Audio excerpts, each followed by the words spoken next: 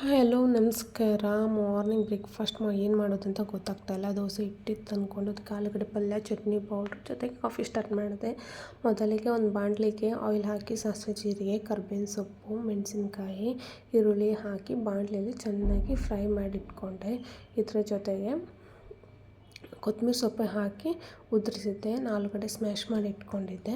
ಇದಕ್ಕೆ ಸ್ವಲ್ಪ ನಾನು ಅರಿಶಿನ ಆ್ಯಡ್ ಮಾಡಿದ ತಕ್ಷಣ ಸ್ಮ್ಯಾಶ್ ಮಾಡಿ ಇಟ್ಕೊಂಡಿರೋ ಆಲೂಗಡ್ಡೆನ ಮಿಕ್ಸ್ ಮಾಡಿ ಸ್ವಲ್ಪ ಹೊತ್ತು ಸ್ಟೀಮ್ ಮಾಡಿದೆ. ಇದಕ್ಕೆ ನಾನು ಚಟ್ನಿ ಪೌಡ್ರ್ ಸ್ಟಾರ್ಟ್ ಮಾಡಿದ್ದೀನಿ.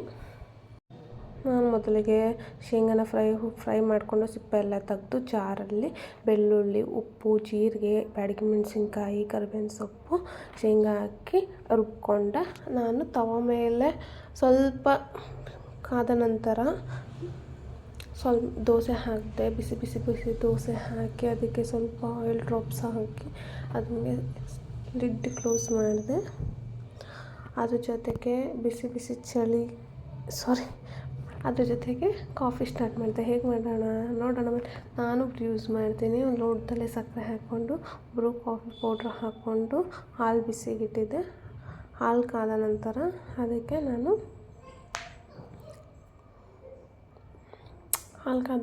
ಇದಕ್ಕೆ ಮಿಕ್ಸ್ ಮಾಡಿ ಬಿಸಿ ಬಿಸಿ ರಿಫ್ರೆಶಿಂಗ್ ವಿತ್ ಕಾಫಿ ಜೊತೆಗೆ